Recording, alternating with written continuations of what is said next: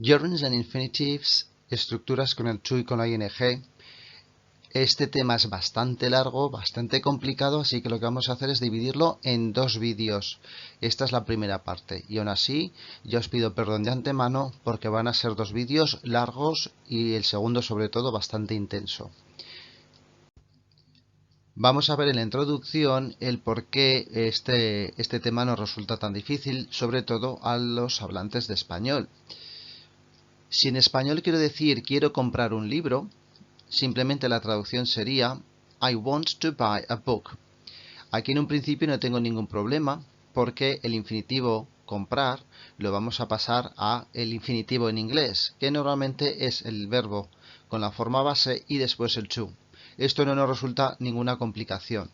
El problema viene cuando tenemos frases como me gusta leer libros y a la hora de hacer la traducción, y os pongo este ejemplo porque creo que lo habréis visto muchísimas veces y estaréis acostumbrados a verlo, es I like reading books. Siempre hemos puesto cosas como I like reading, I like swimming, I like playing. Y el tema es que aquí estamos utilizando una forma con ing, cuando en español seguimos utilizando la forma en infinitivo. Es decir, nosotros en español siempre utilizaremos los infinitivos, pero los ingleses, de repente, a veces utilizan el verbo con el to y otras veces la ing. Esto tiene que tener unas normas, porque si no esto sería un caos. Y hay unas normas, lo que pasa es que las normas son bastante complicadas. Y es un poco lo que vamos a ver aquí. Todo esto se denomina los verb patterns, los patrones de verbos. Aunque veremos que también está relacionado con otras estructuras que no tiene que ver con los verbos en sí. Vamos a atacarles. Vamos a empezar con todo aquello que se haga con el gerundio, es decir, con la forma en ing. Primero el tema del sujeto. Cuando un verbo se convierte en sujeto, se convierte en un nombre, la forma de hacerlo en inglés es poniendo el el gerundio, la forma en ing. Nosotros en español solemos poner el infinitivo, pero ellos lo van a convertir en ing. Es la forma, digamos, de sustantivizar un verbo. Normalmente el truco está en que se ponen al principio de la frase, aunque no siempre es así, pero si vemos un verbo al principio, vamos a poner Smoking is bad for your health. Si esto lo fuéramos a traducir, diríamos fumar es malo para tu salud. Y volvemos a repetir fumar en infinitivo. O el fumar es malo para tu salud. En inglés, la ing. También después de preposiciones, y esto es súper típico y nos va a salir muchísimas veces. Muchas veces vamos a poner el verbo con la ing y no sabemos el por qué. Pues será porque delante tiene una preposición. I am good at learning vocabulary. Vuelvo a repetir, si yo lo traduzco, soy bueno en aprender vocabulario. Aprender, no aprendiendo. Entonces, a lo que quiero que veáis es que como hay veces en que ponemos la ing, esto es lo que más nos va a chocar, porque luego cuando veamos las estructuras que van a ir con el to, no nos van a chocar tanto porque hacemos lo mismo. Pero esta primera parte quiero que le prestéis más atención, porque todo lo que se hace con el gerundio nos resulta un poco más extraño. Intentamos traducirlo como un gerundio en español, aprendiendo, pero vemos que no tiene mucho sentido. Entonces, siguiente, por ejemplo, she came in without knocking at the door. Otra preposición y luego la ing. O after phrasal verb. Después de un phrasal verb, también hay que ponerlo. A ver, no hay que olvidarnos que un phrasal verb no es más que un verbo seguido de una preposición. Por lo tanto, esta regla podía estar incluida dentro de esta. Detrás de preposición, sea phrasal verb o no, hay que ponerlo con ing. My father gave up smoking 3 years ago. O I'm looking forward to going on holidays. ¿Vale? Que aquí veis, por ejemplo, incluso que he querido poner este phrasal verb porque lleva la preposición to y aún así lleva la ing. ¿Vale? Que esto es súper raro en inglés, encontrarnos un to con una ing. De hecho, haremos un vídeo solamente para las estructuras que lleven un to con una ing. Pero esto es porque es un phrasal verb. Entonces, en un principio ya tenemos tres reglas bastante importantes y que podemos generalizar. Cuando hace de sujeto después de una preposición o bien después de un phrasal verb, que será una preposición. Bien, la vida sería maravillosa si solamente tuviéramos esas reglas tan generales. El problema viene que también viene después de muchos verbos. De muchos verbos, lo repito. Entonces, verbos por ejemplo como el admit. Bueno, pues es que el admit es un verbo que detrás exige que el verbo, si lo ponemos, vaya con ing. Aclaración. Si yo pongo que él admitió el error, he admitted his mistake, evidentemente eso no es un verbo, no hay que ponerlo con ing. Pero si yo aquí quiero decir que él admitió romper la ventana, vuelvo a repetir la traducción, él admitió romper la ventana, estamos utilizando romper en infinitivo en español, pero en inglés va la ing, simplemente porque el admit la pide. Y entonces me diréis, vale, Joaquín, pues ponnos una lista de verbos que admitan la ing. Bien, la lista sería prácticamente infinita, porque hay muchísimos verbos que admiten o la ing o el to. De hecho, a cualquier persona, por mucho inglés que sepa, si le dais un verbo nuevo, en un principio no va a saber si corresponde al uno o al otro. Tendríamos que buscar en un diccionario, que siempre nos lo van a poner, si pide la ing o pide el to. Así que lo que vamos a hacer es poner una lista amplia de varios verbos típicos, pero que sepáis que ni es muchísimo menos la lista completa de todos los verbos que admitirían una ing. Pero ya, yo creo que si os aprendéis estos, ya vamos bien dados, ¿eh? Entonces, ejemplos. Admit. Avoid, evitar. We should avoid playing in the rain. Deberíamos evitar jugar en la lluvia, bajo la lluvia. Evitar jugar, ¿vale? Recalco de nuevo que en español pondremos evitar jugar, un infinitivo. En inglés se pone la ing por el avoid. Y así nos va a pasar con todos. Por lo tanto, estos tenemos que saber lo que significa, que también algunos de ellos van a ser un tema vocabulario, y que admiten la ing. Deny. She denied cheating in the exam. Ella negó que hubiera hecho tal cosa. Finish. I finished cleaning the car 2 hours ago. Acabé de limpiar. Imagine. She imagines working in a big company. ¿Vale? Ella imagina trabajar. Mind. Would you mind speaking a bit louder, please? ¿Te importaría hablar un poquito más alto? Miss. I'm going to miss meeting my friends. Voy a echar de menos quedar con mis amigos. Practice. We should practice speaking more. Deberemos practicar hablar más. Recommend. I recommend you studying harder. Este es un poquito distinto porque además de la ing se le puede poner un complemento indirecto detrás. I recommend you studying. Esto os va a pasar en algunos, pero el que manda es el recommend. El recommend pide una ing. Risk. I wouldn't risk telling her. ¿Vale? No me arriesgaría a decírselo. Spend. We will spend all morning cleaning the house. Nos pasaremos toda la mañana limpiando la casa. Suggest. My mother suggested going to the theater. Mi madre sugirió ir al teatro. Vale, ya sé que he ido un poquito rápido porque si no esto podría ser interminable, pero antes de pasar al siguiente punto sí que os quiero comentar que, como veis, he intentado poner diferentes tiempos verbales para que veáis que estos verbos pueden ir en el tiempo que necesitemos. En pasado, con un modal, en presente, en condicional, en futuro. El primer verbo lo podemos conjugar como queramos. Es el segundo verbo, el que depende del primero, el que tendrá que ir siempre con ing.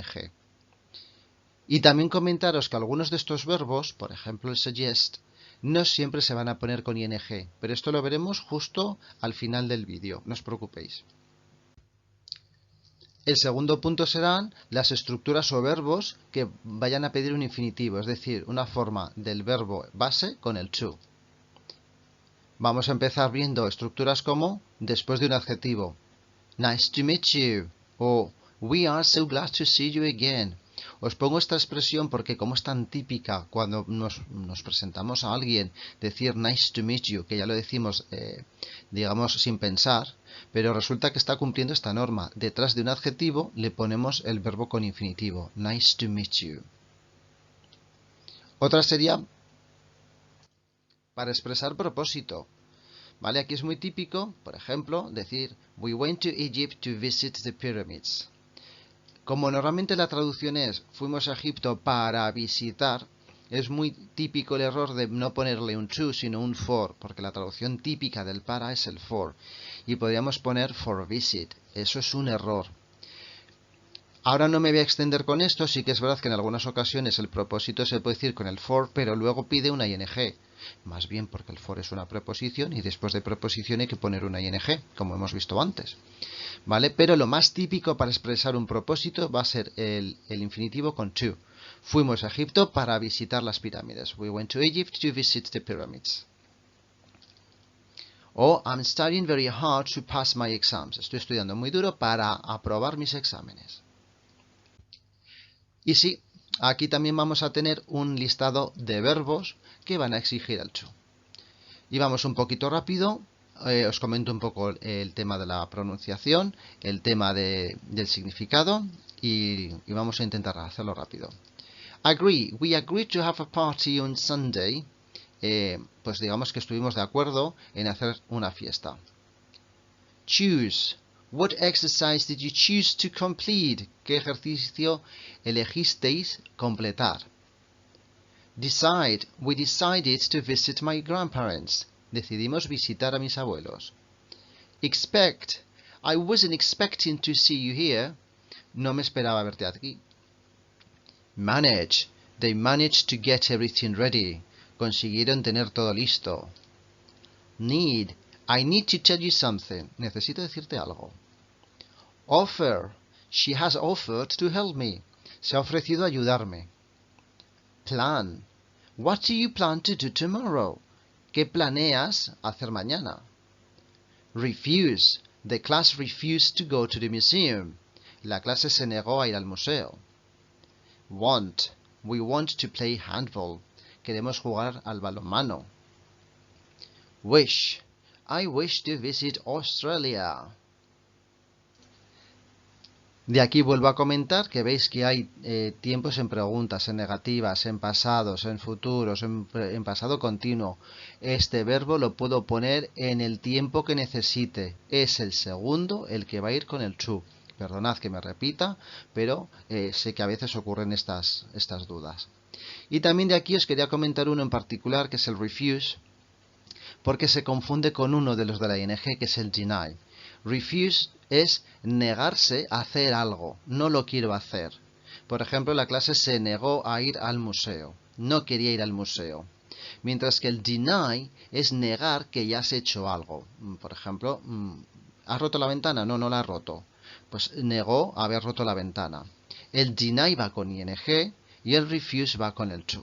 Se confunden bastante, entonces, para que no haya lugar a confusión. Pero no os preocupéis que aún hay más. ¿Cómo que aún hay más? Sí, vamos a seguir con otra lista de verbos. Vuelvo a decir, hay muchos más verbos, pero vamos a poner los principales. Estos verbos tienen algo distinto, que va a ser que van a necesitar muchos de ellos un objeto. A veces es opcional y otras veces casi es imprescindible. Por ejemplo, el verbo advise. Acordaos que el verbo advise es aconsejar. Entonces yo puedo decir, the boss advised to work harder. ¿Vale? El jefe aconsejó trabajar más duro. Pero como que no lo aconseja a alguien en particular, sino que lo aconseja en general. No ponemos nada y resulta que este advice lleva el to. O podemos decir, the teacher advised us to study more. ¿Vale? La profesora nos aconsejó a nosotros estudiar más. Bien, como norma, y no podemos decir siempre, pero casi siempre, cuando tengamos una estructura con un verbo de este estilo que nos pida aquí el complemento indirecto, a quien se lo aconsejamos, a quien se lo decimos, como norma, repito, va a ir el to. No siempre, si os acordáis, en el listado de la ing hemos puesto el recommend. Por ejemplo, yo puedo decir, I recommend you playing. El recommend exige ing, aunque le pongamos esto. Pero bueno, si tuviéramos duda, por estadística, si le tenemos que poner el complemento indirecto, va a ir con el to. Ante el caso de duda, le ponemos el to y será más fácil que lo tengamos correcto, que no que fallemos. Así que vamos a ver unos pocos en este listado que van a ser de estas características. Allow. My parents didn't allow me to go to that party. Mis padres no me permitieron ir a esa fiesta. Ask. I will ask my sister to help me. Le preguntaré o le pediré a mi hermana que me ayude. Acordaos que el ask tiene dos significados, preguntar y pedir. Encourage. The trainer encouraged the team to make an effort. El entrenador animó al equipo a hacer un esfuerzo. Persuade. He persuaded me to go to the wedding. Él me persuadió para ir a su boda. Require. The government required this company to pay a fine. El gobierno requirió a esta compañía a que pagara una multa. Vamos a ver ahora el tema de las negativas. ¿Cómo niego una frase como esta? She advised me to book a new book. Vale, tenemos el advice, le podemos poner aquí eso lo aconsejamos y el advice pide el to. Perfecto. Pero yo lo quiero negar. ¿Dónde niego? Porque, ojo, hay dos verbos, el advice y el buy. Pues vamos a intentar poner la negativa en los dos. Si negamos el to buy. She advised me not to buy a new book. Si negamos el advice.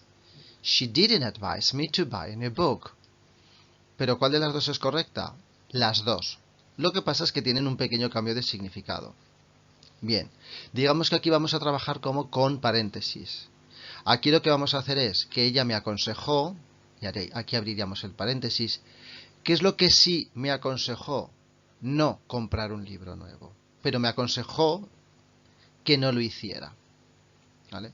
En esta otra que estamos diciendo, que no me aconsejó, o sea, a lo mejor yo sí que lo compré, pero ella me había dicho que no lo hiciera, ¿vale? Entonces quiero que veáis ahí un poco el cambio de significado. A ver, hay que rizar mucho el rizo para poder ver una gran diferencia entre ellos o para que nos intente confundir las dos frases. Pero bueno, os lo comento por si acaso. Y como veis, cuando negamos el verbo principal como se conjuga, estamos negándolo de una manera normal. Por ejemplo, si yo quiero poner el pasado, pues pongo didn't. Sin embargo, cuando estoy intentando negar una forma como un infinitivo, lo que hacemos es poner el not solito, sin nada más. Es decir, aquí ni se os ocurre añadir don't, ni isn't, ni nada por el estilo. Va el not pegadito al to. ¿Qué ocurre con las de ing? Lo mismo. They recommended us seeing that film. Acordaos que el recommend, aunque lleve esta partícula de aquí, hay que ponerle la ing. Pues podríamos decir, they recommended us not seeing that film, o they didn't recommend us seeing that film. Entonces aquí nos están diciendo, vale, ellos nos recomendaron no verla, o sea, nos dijeron, oye, no veis esta película que es muy mala. O aquí lo que estamos diciendo es que ellos no nos lo recomendaron. Igual hemos visto la película pensando que nos lo habían recomendado ellos y resulta que no, que era otra persona quien nos lo había recomendado. Ellos no lo recomendaron, ¿vale? Y lo mismo, cuando tengamos que negar la ing, lo que tenemos que hacer es negar con el not directamente delante. Ni ponemos el don't, ni ponemos el aren't, ni nada por el estilo. El not pegadito a la ing. Venga, que ahora ya sí que acabamos. That sentence. ¿Qué ocurre? Como os he dicho al principio, algunos de estos verbos van a admitir también una estructura con frase completa seguida por that. Entonces vamos a poner un par de ejemplos para que lo veáis. Lo digo para que no os extrañéis. Tenemos, por ejemplo, la frase con ing. We suggested visits in the museum. Pero también podríamos haber dicho we suggested that they visited the museum. La frase con la ing o la frase con sujeto y verbo, la frase del that. Otro ejemplo, they decided to close the restaurant. They decided that the restaurant would close. Una frase con sujeto, verbo y el that. O ejemplos con el forget o con el remember, nos pongo las dos, porque realmente tendrían significados diferentes, así que vamos a poner un ejemplo con el forget. She shouldn't forget that he's just a kid. O, can you remember that tomorrow is your uncle's birthday? Vale, cuando tengamos las dos opciones, ¿qué podemos hacer? Pues lo normal es seguir la verb pattern. Es decir, es que es más corta la frase, es más concisa. Y el idioma inglés es mucho más conciso. Si podemos hablar un poco más rápido, pues mejor. En lugar de hacer todo este chorizo de frase tan largo, si lo puedo decir con esto, solucionado. Sí que es verdad que a veces perdemos información, porque aquí si decimos que sugerimos visitar el museo no sabemos a quién se lo decimos, y aquí sí. Pero normalmente no suele ser importante y es mejor hacer la frase más corta y más rápida que hacerla más larga. Y otra cosa que nos puede pasar es que digamos, es que yo no sé si va con la ing o va con el to, así que voy a hacerla con el that. Para lo cual también tenéis que saber que no todos los verbos admiten una estructura con el that. Algunos van directamente con la ing o con el to, pero ya no nos vamos a meter. Bastante tenemos ya con el vídeo este. Espero que os haya gustado, que os haya resultado de interés. Sí que os digo que falta una segunda parte, entonces en el siguiente vídeo vamos a ver verbos que llevan el infinitivo pero no llevan to. Vamos a ver verbos que pueden estar seguidos de las dos estructuras y no importa porque no hay cambio de significado. Y verbos que van seguidos de las dos estructuras, pero ojo, cambiando el significado. Aquí complicando un poco más la vida. Pero de momento lo dejamos aquí, que bastante largo ha salido ya el vídeo. Lo dicho, como siempre, espero que os haya gustado. Si es así, dadle un like al vídeo, que me ayudáis mucho. Acordaos que está el canal de English with Kino con un montón de vídeos de gramática, vocabulario, preparación para exámenes, etcétera. Si creéis que os va a resultar, suscribíos, porque así os vayan a ir saliendo las notificaciones cuando haya vídeos nuevos. Intento subir un vídeo nuevo cada semana. Y bueno, lo dicho, ya vale por hoy. Y nos vemos en el siguiente vídeo. Enjoy your English!